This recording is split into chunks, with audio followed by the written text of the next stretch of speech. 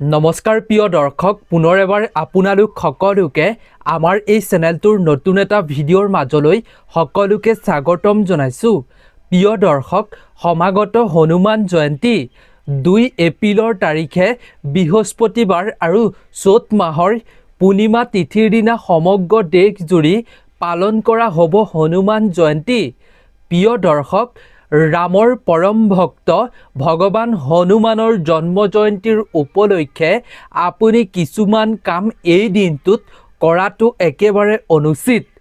যদি আপুনি পৰম ভক্ত ৰামৰ হনুমানৰ জন্ম জয়ন্তীৰ দিনা এনে ভুল কাম কৰে, তেতিয়াহ'লে আপুনি আগন্তুক দিনত বহুতো সংকটৰ সন্মুখীন হ'ব লাগিব। প্ৰতিটো বিপদে আপোনাক জীৱনত আগুৰি ধৰিব। সেইবাবেই পৰম ভক্ত ৰামচন্দ্ৰৰ হনুমানৰ জন্ম জয়ন্তীৰ উপলক্ষে এই পবিত্ৰ দিনটোত আপুনি কেতিয়াও নকৰিব এইসমূহ কাম। আমি এই ভিডিঅ'টোত শাস্ত্ৰ সম্বন্ধীয়ভাৱে আপোনালোকৰ লগত শ্বেয়াৰ কৰিম। আপুনি এই দিনটোত কি কাম কৰাটো কেতিয়াও অনুচিত। শাস্ত্ৰই এই দিনটোত কি মনুষ্যক পৰামৰ্শ দিছে, আমি সুন্দৰভাৱে এই ভিডিঅ'টোত আপোনালোকৰ লগত শ্বেয়াৰ কৰিম। গতিকে প্ৰিয় দৰ্শক, আপুনিও যদি সংকটমোচন বীৰ হনুমানৰ কৃপা লাভ কৰিব বিচাৰে, তেন্তে ভিডিঅ'টোৰ মূল বিষয়বস্তুৰ মাজলৈ আগবঢ়াৰ পূৰ্বে আপুনি ভগৱান শ্ৰী ৰামচন্দ্ৰৰ পৰম ভক্ত হনুমানক আপুনি সন্মান জনাই কমেণ্টত জয় হনুমান বুলি অৱশ্যেই লিখিব আৰু আপুনি ভিডিঅ'টোত অৱশ্যেই এটা লাইক কৰিব। প্ৰিয় দৰ্শক, প্ৰতি বছৰে চ'ত মাহৰ পূৰ্ণিমা তিথিৰ দিনা পালন কৰি অহা হৈছে হনুমান জয়ন্তী। এই দিনটোত ভগৱান হনুমানৰ জন্ম হৈছিল।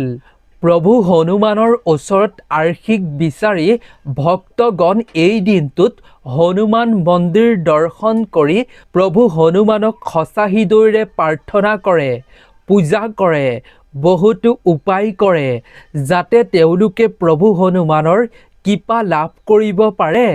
আৰু তাৰ বাবে ভক্তগণে সংকটমোচন বীৰ হনুমানৰ প্ৰিয় নৈবেদ্য, প্ৰিয় ফল মূল ভোগ অৰ্পণ কৰে, যাতে ভক্তগণৰ মনৰ ইচ্ছা অতি শীঘ্ৰেই হনুমানৰ কৃপাত পূৰ্ণ হয় আৰু জীৱনৰ পৰা যাতে বিভিন্ন অপায় অমংগল দূৰ কৰে সংকটমোচন বীৰ হনুমানে। তাৰ বাবে ভক্তগণে সঁচা হৃদয়েৰে প্ৰাৰ্থনা কৰে। শাস্ত্ৰই কৈছে যে হনুমানক পূজা অৰ্চনা কৰিলে জীৱনৰ পৰা সকলো অশুভতা দূৰ হয় আৰু বিপদ বিঘিনি আৰু ৰোগ ব্যাধি ধাৰ ঋণ আদিৰ পৰাও পৰিত্ৰাণ পাব পাৰি বুলি শাস্ত্ৰই কৈছে। প্ৰিয় দৰ্শক, বিশ্বাস অনুসৰি কোৱা হৈছে যে কলি যুগত একমাত্ৰ দেৱতাই হৈছে যিয়ে সকলো ভক্তৰে মনৰ ইচ্ছা বা প্ৰাৰ্থনা স্বীকাৰ কৰে অতি সহজতে আৰু ভক্তগণৰ মনৰ ইচ্ছা অতি শীঘ্ৰেই পূৰ্ণ কৰে।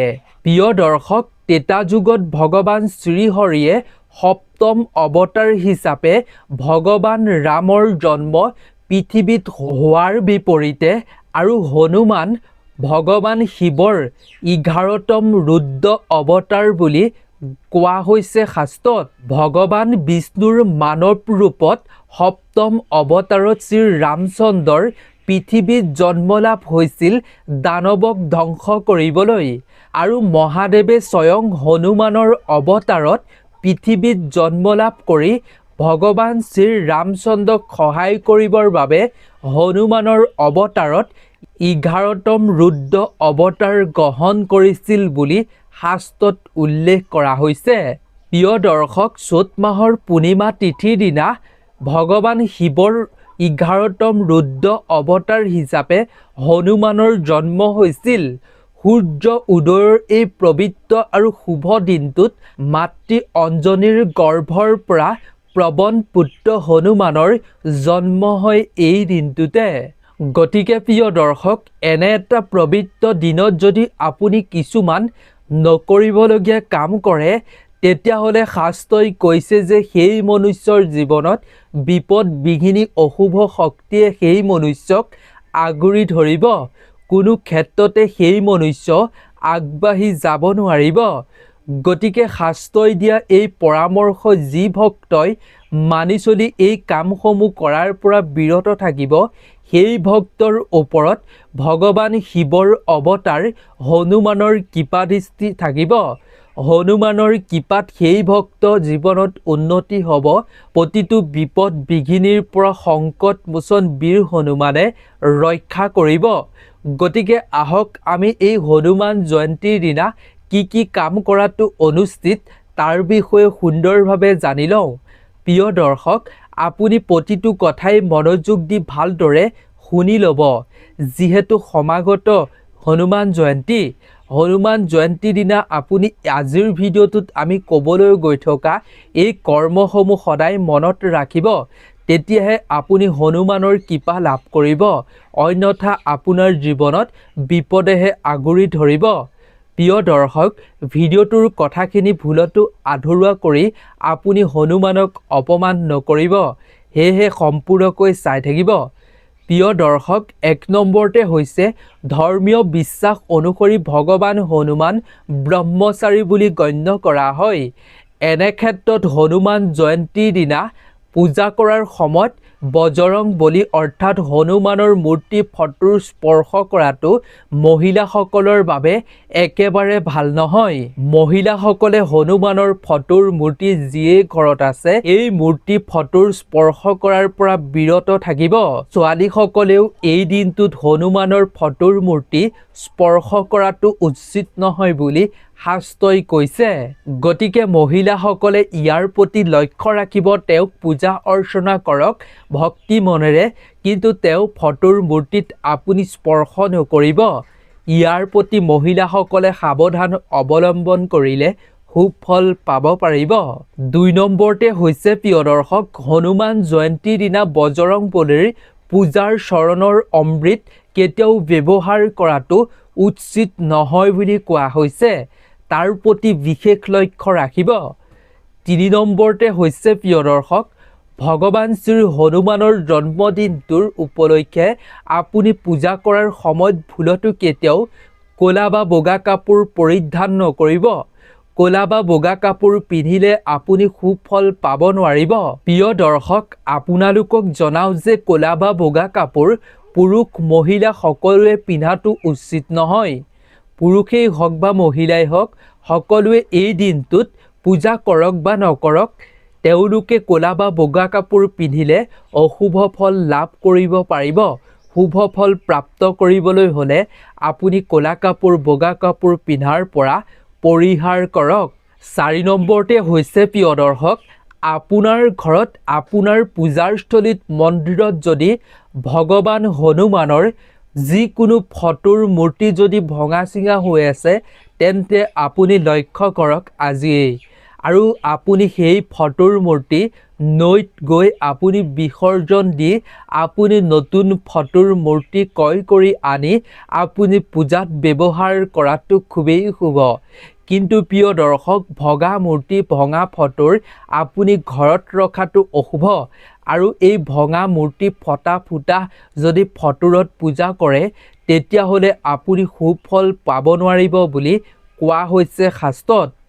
প্ৰিয় দৰ্শক, 5 নম্বৰতে হৈছে যিসকলে হনুমান জয়ন্তীৰ দিনা উপবাস তথা ব্ৰত পালন কৰিব, সঁচা মনেৰে সঁচা অৰ্থে হনুমানৰ কৃপা লাভ কৰিবলৈ উপবাস পালন কৰিব, সেইসকলে এই দিনটোত মাছ মাংস লগতে নিমখ খোৱাৰ পৰা বিৰত থাকিব।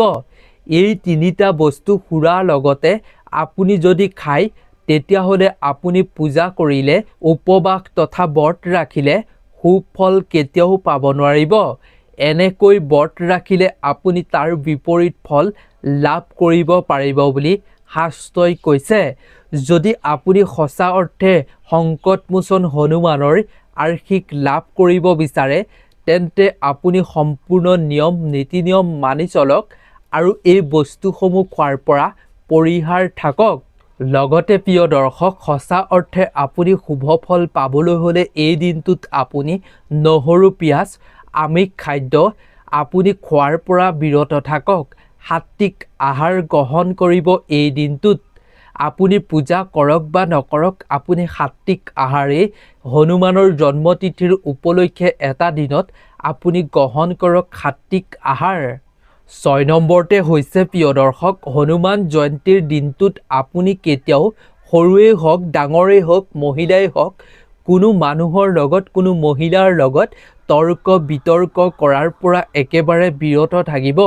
এনে কৰিলে আপুনি শুভ ফল লাভ কৰিব নোৱাৰিব, জীৱনলৈ আপোনাৰ অশুভ ফল আহিব। সেইবাবে আপুনি ইয়াৰ প্ৰতি লক্ষ্য ৰাখি কাকো খং ৰাগ আপুনি হাই কাজিয়া কৰাৰ পৰা কাৰো লগত বিৰত থাকিব। কাকো আপুনি কথা কোৱাৰ সময়ত অপমান নকৰিব। সেয়া লাগিলে ডাঙৰেই হওক সৰুৱেই হওক মহিলাই হওক, আপুনি কোনো মানুহকে এই দিনটোত অপশব্দ প্ৰয়োগ নকৰিব। ইয়াৰ প্ৰতি বিশেষভাৱে লক্ষ্য ৰাখক, আপুনি সুফল পাব পাৰিব। 7 নম্বৰতে হৈছে প্ৰিয় দৰ্শক, ভগৱান শ্ৰী ৰাম ভক্ত হনুমানৰ সেন্দুৰ অতিকৈ প্ৰিয়। কিন্তু প্ৰিয় দৰ্শক, পুৰুষসকলে সেন্দুৰ প্ৰয়োগ কৰিব পাৰিব। লগতে কিন্তু প্ৰিয় দৰ্শক, মহিলাসকলে কিন্তু ভগৱান হনুমানক সেন্দুৰ ভুলতো প্ৰয়োগ নকৰিব। সেন্দুৰ আগবঢ়োৱাৰ বিপৰীতে মহিলাসকলে ৰঙা ফুল অৰ্পণ বা আগবঢ়াবলৈ চেষ্টা কৰিব। সেন্দুৰ আগবঢ়ালে মহিলাসকলে শুভ ফল প্ৰাপ্ত কৰিব নোৱাৰিব, কিন্তু ৰঙা ফুল বা ফল যদি আপুনি বস্ত্ৰ অৰ্পণ কৰে তেতিয়াহ'লে মহিলাসকলে অতি শুভ ফল লাভ কৰিব পাৰিব বুলি শাস্ত্ৰই পৰামৰ্শ দিছে। 8 নম্বৰতে হৈছে প্ৰিয় দৰ্শক, আপুনি যদি হনুমান জয়ন্তীৰ দিনটোত বান্দৰ দেখা পায় আপোনাৰ ঘৰৰ আশে পাশে, তেতিয়াহ'লে সেই বান্দৰক আপুনি মাৰ ধৰ নকৰিব। মাৰ ধৰ কৰি খেদা কুৰা কৰিবলৈ চেষ্টা নকৰিব। আপুনি যদি বান্দৰ দেখা পায় তেন্তে যিকোনো বস্তু কল হ'লেও আপুনি ফল মূল খুৱাবলৈ অৱশ্যেই চেষ্টা কৰিব। যদি এই দিনাখন আপুনি বান্দৰক মাৰ ধৰ কৰে তেতিয়াহ'লে আপোনাৰ ওপৰত ভগৱান হনুমান ৰুষ্ট হ'ব, যাৰ ফলত আপোনাৰ ওপৰত ভগৱান হনুমানৰ কৃপা নপৰিব। গতিকে আপুনি এই 8টা কাম কৰাৰ পৰা বিৰত থাকক, আপুনি অৱশ্যেই হনুমানৰ আশীষ লাভ কৰিব পাৰিব। আজিৰ ভিডিঅ'টো ইমানেই আছিল। আশা কৰোঁ ভিডিঅ'টোৰ জৰিয়তে আপুনি জানিব পাৰিলে হনুমান জয়ন্তীৰ দিনা কি কি কাৰ্য কৰাটো অনুচিত, শাস্ত্ৰই মনুষ্যক কি পৰামৰ্শ দিছে, শাস্ত্ৰ সম্বন্ধীয়ভাৱে আপুনি নিশ্চয় জানি ল'ব পাৰিলে। গতিকে যদি আপুনি ভিডিঅ'টো চাই ভাল পালে তেন্তে আপোনাৰ বন্ধুবৰ্গ আত্মীয় স্বজনৰ লগতো যিমান পাৰে সিমান শ্বেয়াৰ কৰক, যাতে সকলোৱে হনুমান জয়ন্তীৰ আগতেই এই ভিডিঅ'টো চাই হনুমান জয়ন্তীৰ দিনা তেওঁলোকেও এনে কৰ্ম নকৰাকৈ থাকি হনুমানৰ আশীষ লাভ কৰি জীৱনত মনৰ ইচ্ছা পূৰ্ণ কৰি জীৱনৰ পৰা বিপদ বিঘিনি দূৰ কৰিবলৈ সক্ষম হ'ব পাৰে। গতিকে আপোনালোক সকলো ভালে থাকক, সুস্থ থাকক, তাৰেই আমিও কামনা কৰিছোঁ। নতুন এটা ভিডিঅ'ৰ লগত পুনৰ এবাৰ লগ পাম। ধন্যবাদ।